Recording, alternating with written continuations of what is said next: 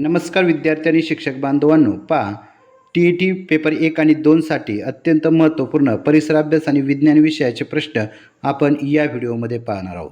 पहा, आपला जो चॅनल आहे विपिन एज्युकेशनल गुरु, या चॅनलवरती टी पेपर 1 आणि 2 संदर्भात अत्यंत महत्त्वपूर्ण असणारे टेस्ट सिरीज या ठिकाणी आपण सुरू केलेली आहे. चला तर मग लगेचच आपण परिसर अभ्यास आणि विज्ञान विषयातील मोस्ट IMP म्हणजे परीक्षेच्या दृष्टीने महत्त्वपूर्ण असणारे प्रश्न या ठिकाणी पाहणार आहोत. पहा, पहिला प्रश्न आहे, स्वयंपाकासाठी वापरला जाणारा सिलेंडरमधील गॅस कोणता असतो? पहा, त्याचे पर्याय आहेत हायड्रोजन, मिथेन, ब्युटेन आणि कार्बन डायऑक्साईड. पहा, स्वयंपाकासाठी वापरला जाणारा सिलेंडर याच्यामध्ये कोणता गॅस असतो? पहा, याचं उत्तर आहे, पहा ज्याला उत्तर येते त्याने कमेंट करून सांगायचं आहे. पहा, त्याचं अचूक उत्तर आहे हायड्रोजन गॅस असतो. कोणता? हायड्रोजन. त्यानंतर दुसरा प्रश्न आहे, पुढीलपैकी कोणत्या पदार्थाचा शरीराला इंधन म्हणून उपयोग होतो? कर्बोदके, पाणी, जीवनसत्वे आणि खनिजे. पहा, इंधन म्हणून पुढीलपैकी कोणत्या पदार्थाचा शरीराला इंधन म्हणून उपयोग होतो? पहा, ज्याला उत्तर येत असेल त्याने लगेच त्या ठिकाणी कमेंट करून उत्तर द्यायचं आहे.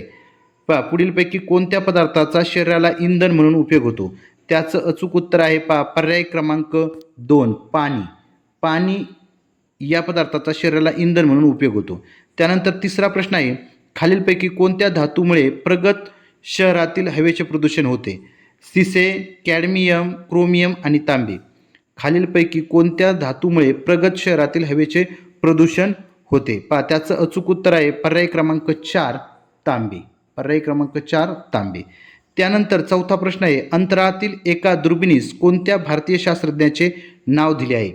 अंतराळातील एका दुर्बिणीस कोणत्या भारतीय शास्त्रज्ञाचे नाव दिलेले आहे? त्याचं अचूक उत्तर आहे जगदीशचंद्र बोस. पर्याय क्रमांक 3 जगदीशचंद्र बोस.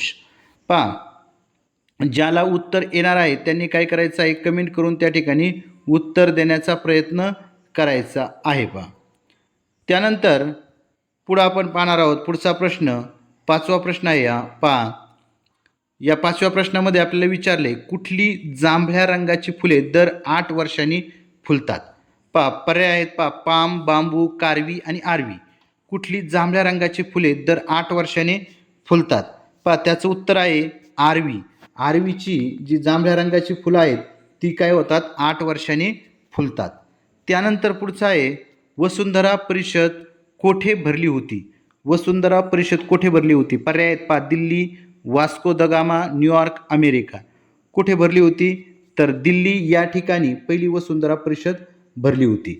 त्यानंतर भक्ष्याला आवळून ठार मारणारा साप कोणता? नाग, अजगर, घोणस आणि पानसाप. भक्ष्यांना आवळून ठार मारणारा साप कोणता? पहा, ज्याला उत्तर येत असेल त्यांनी कमेंट करून लगेच सांगायचं आहे की भक्ष्याला आवळून ठार करणारा साप कोणता? त्याचं अचूक उत्तर आहे पर्याय क्रमांक 2 अजगर. त्यानंतर 8वा प्रश्न आहे, मोस्ट इम्पॉर्टंट प्रश्न आहे. पहा, राष्ट्रीय रासायनिक खत कारखाना महाराष्ट्रात कोठे आहे?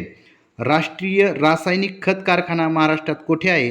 पर्याय आहेत, पहा पुणे, कोल्हापूर, नाशिक आणि मुंबई. सांगा, राष्ट्रीय रासायनिक खत कारखाना महाराष्ट्रात कोठे आहे? त्याचं अचूक उत्तर आहे पर्याय क्रमांक 4 मुंबई या ठिकाणी राष्ट्रीय रासायनिक खत कारखाना आहे. कुठे? तर मुंबई या ठिकाणी.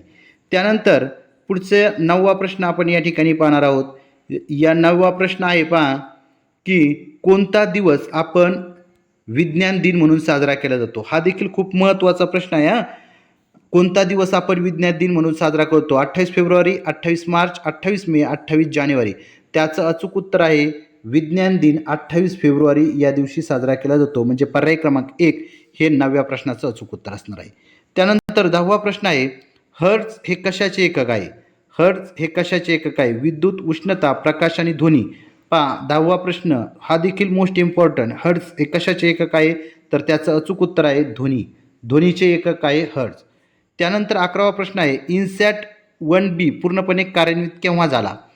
पहा, इन्सॅट 1B पूर्णपणे कार्यान्वित केव्हा झाला? याचं उत्तर आहे, पहा पर्याय क्रमांक 3 ऑक्टोबर 1983. ऑक्टोबर 1983. त्यानंतर पुढचा प्रश्न आहे, राष्ट्रीय पदार्थ विज्ञान प्रयोगशाळा कोठे आहे? पहा, 12वा प्रश्न मोस्ट इम्पॉर्टंट प्रश्न, राष्ट्रीय पदार्थ विज्ञान प्रयोगशाळा कोठे आहे? दिल्ली, मद्रास, नागपूर, मुंबई. तर त्याचं अचूक उत्तर आहे पर्याय क्रमांक 1 दिल्ली या ठिकाणी राष्ट्रीय पदार्थ विज्ञान प्रयोगशाळा आहे. त्यानंतर 13वा प्रश्न आहे पहा, कोणता रक्तगट असलेल्या मनुष्याचे रक्त सर्व रक्तगटाच्या रोग्याकरिता वापरता येते?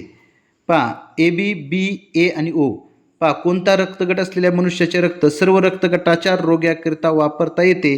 त्याचं अचूक उत्तर आहे पर्याय क्रमांक 4 ओ. त्यानंतर 4 रक्तगटाचा शोध कुणी लावला? पहा रक्तगटाचा शोध कुणी लावला? ज्याला येते त्याने कमेंट करून उत्तर द्यायचं आहे. पहा 4 रक्तगटाचा शोध कुणी लावला? हक्सले, मेयर, स्टॅनिन आणि लेड स्टायनर. पहा 14व्या प्रश्नाचं उत्तर आहे पर्याय क्रमांक 4 लेन स्टायनर यांनी काय केलं आहे? रक्तगटाचा शोध लावलेला आहे. त्यानंतर 15वा प्रश्न आहे, जागतिक वन दिन केव्हा साजरा करतात? 21 मार्च, 21 मे, 21 फेब्रुवारी, 21 जानेवारी. पहा त्याचं अचूक उत्तर आहे 21 मार्च. 21 मार्च या दिवशी जागतिक वन दिन साजरा केला जातो. त्यानंतर 16वा प्रश्न आहे, जागतिक ओझोन दिन कोणता? पहा हा देखील खूप महत्त्वाचा प्रश्न आहे. 15 जून, 16 सप्टेंबर, 26 ऑक्टोबर, 20 सप्टेंबर. जागतिक ओझोन दिन. ओझोन दिन कधी असतो? तर त्याचं अचूक उत्तर आहे 16 सप्टेंबर या दिवशी ओझोन दिन असतो. म्हणजे 16व्या प्रश्नाचं उत्तर असणार आहे पर्याय क्रमांक 2. त्यानंतर आपल्याला 17वा प्रश्न पाहायचा आहे. पहा जागतिक अन्न दिन कोणता? काही प्रश्न आहे तर जागतिक अन्न दिन कोणता? पहा पर्याय 16 डिसेंबर, 16 नोव्हेंबर, 20 ऑक्टोबर, 16 ऑक्टोबर. तर पहा आपल्याला विचारले जागतिक अन्न दिन. काय विचारलं आहे? जागतिक अन्न दिन. त्याचं अचूक उत्तर आहे 16 ऑक्टोबर या दिवशी काय आहे? जागतिक अन्न दिन आहे. त्यानंतर ग्रामोफोनचा शोध कुणी लावला? पहा 18वा प्रश्न आहे, Thomas Edison, Graham Bell, Peter, James Watt. ग्रामोफोनचा शोध कुणी लावला? पहा ज्या विद्यार्थ्यांना येत असेल त्यांनी कमेंट करून उत्तर द्यायचं आहे. ग्रामोफोनचा शोध कुणी लावला? तर त्याचं अचूक उत्तर आहे थॉमस एडिसन. पर्याय क्रमांक 1 ग्रामोफोनचा शोध थॉमस एडिसन या शास्त्रज्ञांनी लावलेला आहे. त्यानंतर पुढचा अत्यंत महत्त्वपूर्ण आणि TETसाठी मोस्ट इम्पॉर्टंट प्रश्न या ठिकाणी आहे, ध्वजदिन केव्हा साजरा केला जातो? 27 डिसेंबर, 7 डिसेंबर, 25 डिसेंबर आणि 17 डिसेंबर. तर ध्वजदिन केव्हा साजरा केला जातो? त्याचं अचूक उत्तर आहे 7 डिसेंबर या दिवशी काय केला जातो? ध्वजदिन साजरा केला जातो. त्यानंतर 20वा प्रश्न आहे पहा, जागतिक आरोग्य दिन कोणता? 20 मार्च, 17 मार्च, 7 मार्च, 7 एप्रिल. तर जागतिक आरोग्य दिन. पहा ज्यांना येते त्यांनी कमेंट करून सांगा जागतिक आरोग्य दिन कधी असतो? तर त्याचं अचूक उत्तर आहे 7 एप्रिल या दिवशी काय असतो? जागतिक आरोग्य दिन असतो. त्यानंतर पुढचा प्रश्न आपल्याला पाहायचा आहे 21वा प्रश्न. पहा काय आहे 21वा प्रश्न? तर चालताना केदार जोरात उताना आपटला त्याची दृष्टी मंद झाली, याचे कारण खालीलपैकी कोणते असावे? डोळ्याची बाहुली सरकली असेल, मेंदूला धक्का पोहोचला असेल, डोळ्याच्या बुबुळाला इजा पोहोचली असेल, दृष्टिकेंद्राला इजा पोहोचली असेल. पहा 21वा प्रश्न आहे तर त्याचं उत्तर आहे पहा पर्याय क्रमांक 4 दृष्टिकेंद्राला इजा पोहोचली असेल त्याच्यामुळे त्याची दृष्टी मंद झाली असणार आहे. पर्याय क्रमांक 4. त्यानंतर 22वा प्रश्न आहे पहा, मूलभूत दृष्टिकोनातून अणूंचा अभ्यास प्रथम कुणी केला? महर्षी कनार्ड, डाल्टन, प्रिस्टले, एडिसन. पहा ज्यांना उत्तर येते त्यांनी कमेंट करून सांगायचं आहे मूलभूत दृष्टिकोनातून अणूंचा अभ्यास प्रथम कुणी केला? पहा 22व्या प्रश्नाचं उत्तर आहे पर्याय क्रमांक 2 डाल्टन यांनी केलेला आहे. त्यानंतर 23वा प्रश्न, हॅलेचा धूमकेतू एकदा दिसल्यानंतर किती वर्षांनी पुन्हा दिसतो? 76 वर्ष, 72 वर्ष, 74 वर्ष, 78 वर्ष. याचं अचूक उत्तर आहे पहा हॅलेचा धूमकेतू एकदा दिसल्यापासून 76 वर्षांनी दिसतो. किती? 76 वर्षांनी. पुन्हा केव्हा दिसतो? 76 वर्षांनी दिसतो. म्हणजे 23व्या प्रश्नाचं उत्तर असणार आहे पर्याय क्रमांक 1. त्यानंतर पुढचा 24वा प्रश्न आहे पहा काय प्रश्न आहे तर 1771 मध्ये प्रथम कोणत्या शास्त्रज्ञाने ऑक्सिजनचा शोधून काढला? पहा ऑक्सिजनचा शोध कोणी लावला? हा महत्त्वाचा प्रश्न या ठिकाणी आहे.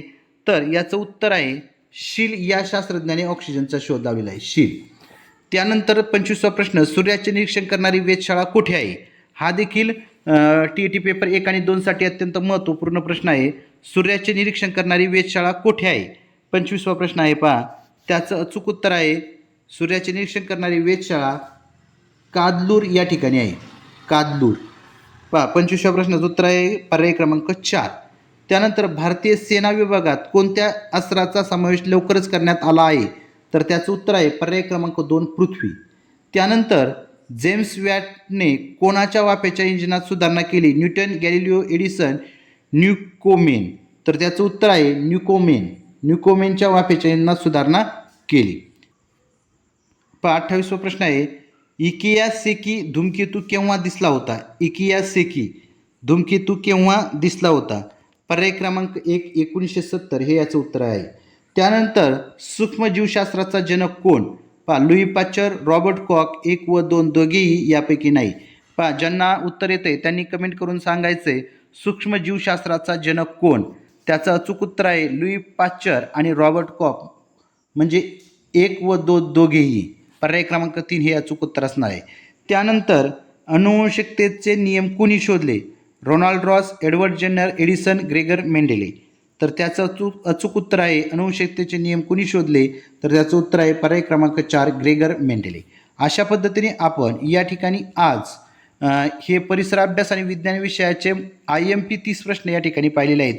जर तुम्हाला व्हिडिओ आवडला असेल तर आपला चॅनल VPN एज्युकेशनल गुरु या चॅनलला सबस्क्राईब करा आणि असे TET संबंधी अत्यंत महत्त्वपूर्ण असणारे व्हिडिओ नक्कीच या चॅनलवरती अपलोड केले जातील आणि त्यामुळे तुमच्या मार्कामध्ये नक्कीच भर पडणार, यात कुठलीही शंका नाही.